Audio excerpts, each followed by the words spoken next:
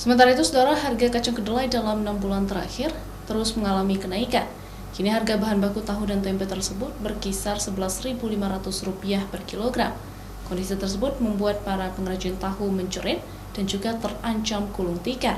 Untuk itu, para pengrajin tahu di Kota Banda Aceh meminta agar pemerintah daerah mensubsidi harga kedelai untuk para pengrajin tahu tempe di Kota Banda Aceh agar produksi terus berjalan. Seperti yang disampaikan oleh Mulizar, pengrajin tahu di Kampung Gejekaya Jatuh, Banda Aceh. Pihaknya meminta agar pemerintah Aceh mensubsidi harga kedelai untuk kebutuhan para pengrajin tahu dan tempe, agar keberlangsungan produksi tahu dan tempe tetap berlanjut. Pasalnya, harga kacang kedelai saat ini sudah menyentuh angka Rp11.500 per kilogram. Harga tersebut menurut Mulizar merupakan harga yang sangat tinggi untuk saat ini.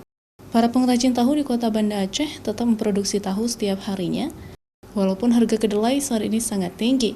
Namun untuk dapat bertahan di tengah krisis bahan baku, pengrajin terpaksa mengecilkan ukuran dan juga ketebalan tahu, agar mereka tak merugi banyak.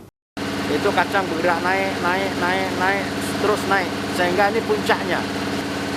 Untuk pemerintah, kami ini produksi tahu dan tempe ini, kalau bisa kami mengharapkan disub lah, disub dari harga, disubsidi lah.